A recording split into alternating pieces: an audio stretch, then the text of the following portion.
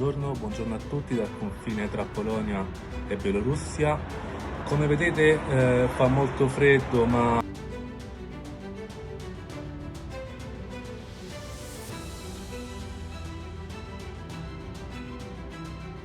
Assalamu alaikum, good morning everyone. This is Ruhi. I am still here on the Poland-Belarus border at the Poland side. Firstly, I would like to profoundly apologize to all my friends and family and followers who have been messaging me, the other volunteers, humanitarian aid workers and NGOs who have been messaging me wanting to know how you can support. I purposefully want to give it a few days to have a more thorough understanding before I got back to you all. We are a few kilometers away from the emergency zone, and the emergency zone is the border zone with Poland and Belarus, where there are military professionals, army and police. So Belarus have stopped people there and Poland are not letting people in. There's a stalemate. We don't know fully how many people are there because different reports would say different things, but from what I can understand from all the reports I've read and from what I've heard from the people is that there's around 3,000 people stuck there. It's extremely cold, like I can't imagine how people are staying outside right now. It was like around 0 degrees yesterday during the day when we were like driving around, and then at night it must have been well into the minuses. Over the last weeks and months, people have died. We are in emergency chats with other activists and volunteers, and during the night you see, people are sick, people have hypothermia, people are dying, and it's almost like I can't sleep. I can't sleep. We have our phones on all the time just to be able to deal with any emergencies that come through. So you're probably wondering, how is it that we're helping or able to help? Actually, there's not a lot we can do right now. We can't go to the emergency zone. The other NGOs can't go to the emergency zone. The only people that are helping in the emergency zone are locals who are living there, and people are getting burnt out. It's been a couple of months now that the locals have been helping and they are getting burnt out. Other than that, what we can help with is that there are people still making it through the emergency zone. They are putting themselves through barbed wire, through dangerous jungle trips in the cold, in the dark. There are people stuck there from Syria, from Kurdistan, from Iraq, some people from Afghanistan, some people from African countries as well, although the majority of the people are from Syria, Kurdistan and Iraq. We are not allowed to go to the emergency zone. We cannot provide any humanitarian aid there. So there's thousands of people there without anything, and that really makes me sad because I hope the people think they've been forgotten. The people think the world doesn't care about them, and I just hope that they know that we just couldn't get to them, but we came and we're here, and we will try our best to try and raise awareness in the situation and campaign and lobby our politicians to put pressure on the authorities here to find a solution for the people, because people cannot go on like this.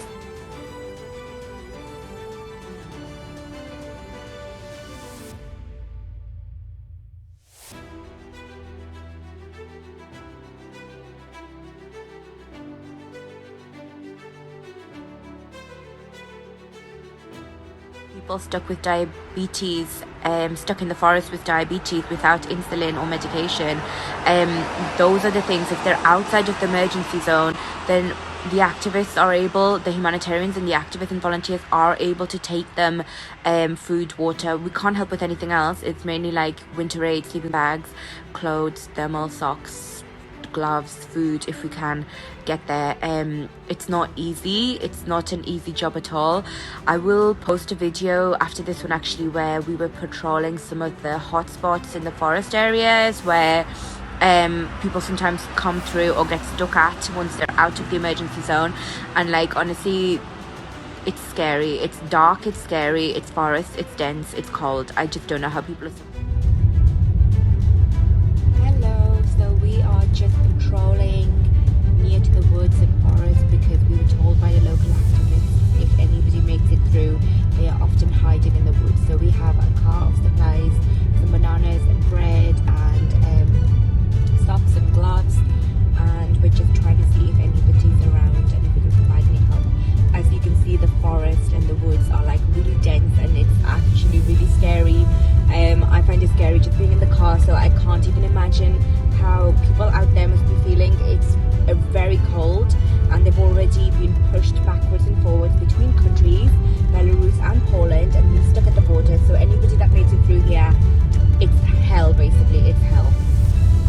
so basically we're in this emergency chat that it stays on all night because most of the calls for help come during the night. They come during the day as well, but also during the night we're getting a lot of calls from the Belarus side or people who've gone back to Minsk as well, and that's remotely people can help that, but not there. Nobody can go there to help either. Regarding sending aid, etc., right now we've been advised by the organizations and volunteers not to send any massive aid. I know like people have contacted me asking whether they can send containers or trucks of aid. Right now I would hold off. Yeah, I would definitely hold off for now until we know more about this. And we have no idea what's going to happen. Actually, we have no idea right now. We don't know if we have no idea or whether the migratory pathway will change.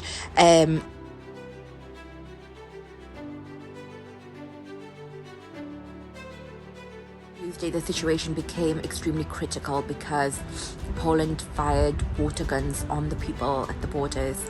I saw videos of people screaming. I just had to like shut my ears because I couldn't watch it and listen to it, but I tried because we need to know what's happening.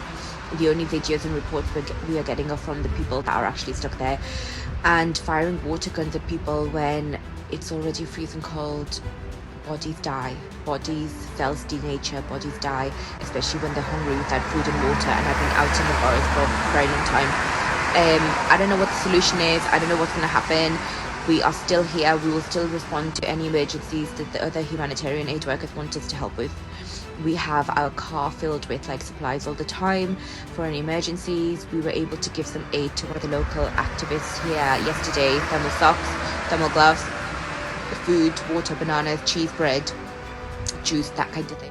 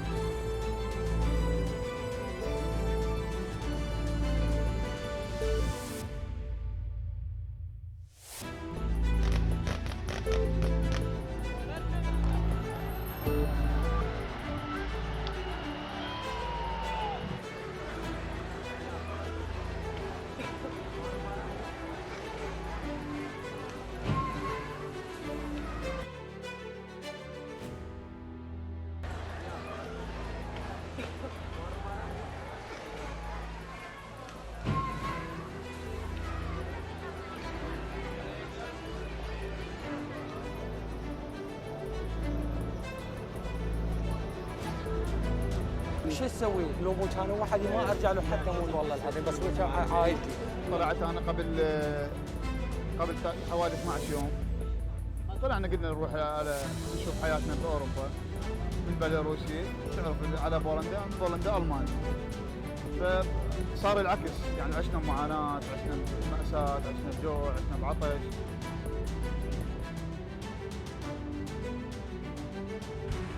We need our countries in Europe to get together to support these people who are stuck here. We need some sort of relocation program. We need pressure to be put on the authorities in Belarus and in Poland and in Lithuania to stop violating human rights, to give people asylum, to keep them safe, to not torture them further with barbed wire and violence and pepper spray and water guns and everything else, and dogs and everything else that is being set upon these people. This has to stop. Pushback needs to stop. You can't take sick people from hospitals and push them back into countries in the forest and let them to die. Last night we supported another activist. There was an emergency call. It was in the area we're staying in. He'd already been out in the forests for days, weeks, pushed backwards and forwards, extremely sick. He was brought to the hospital and we went to try and support the activist as well. This is just one case, but there's hundreds of cases.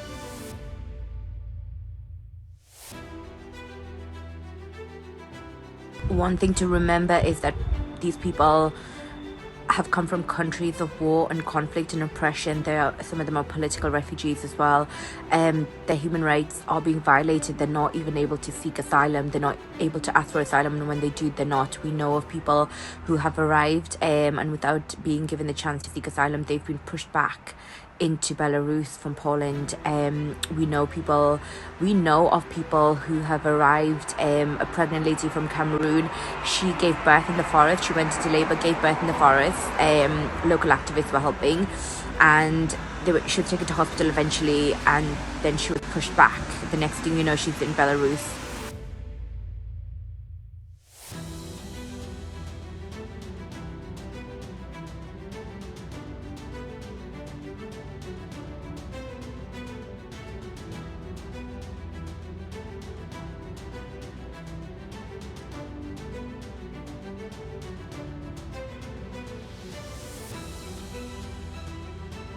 Prima che questo accada. Grazie a tutti.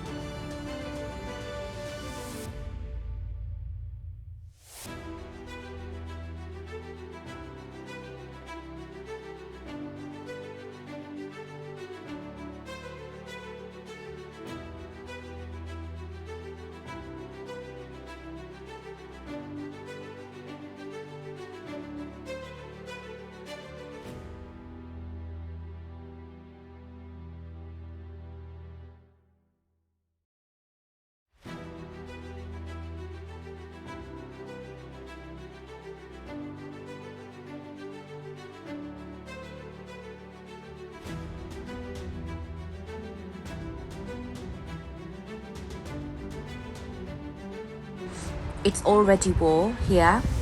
People are dying. More people will die. Thousands of people will die if there isn't a solution. We can't leave people like this at the borders of Europe.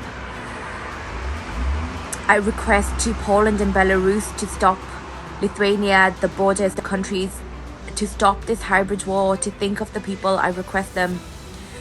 I would like you all, the only thing we can do right now is to raise awareness and campaign and lobby our politicians. I would like to request you all to please write a quick email. It doesn't have to be long, but write a quick email with the situation.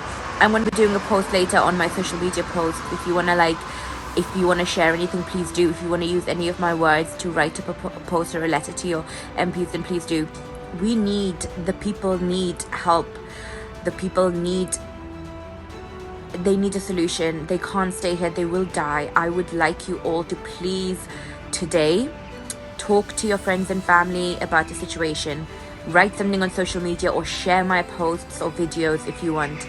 Write to your MPs, write to your politicians, your representatives. Please do that, because people will die. We need a solution. And this is not that Poland should just open the borders and let everybody in. Yes, they should do that, because people will die, and Belarus, it's not a safe country for them. There are already EU sanctions on Belarus, so how can that be a safe country for refugees and asylum seekers? But people need a solution, and Poland alone cannot handle this. Please, our politicians in Europe. I'm from the UK, and my colleague Lorenzo here is from Italy. And for anybody else who is worried about the people, please write to your MPs. We need a solution. This is just one case, but there's hundreds of cases like this. Babies, children, families are being pushed backwards and forwards. They're human beings. They are human beings. They are not a tennis ball. I think this is where we have forgotten we are not behaving like civilized society. We say that we're civilized in Europe, but in modern day Europe, we are not civilized. This is not okay. Poland will need support to relocate these people or give them asylum, support with everything else as well. So please campaign and lobby if you can. We still do have an active fundraiser as well. We will try to help in any way that we can on the Poland side and in Lithuania as well. Thank you so much.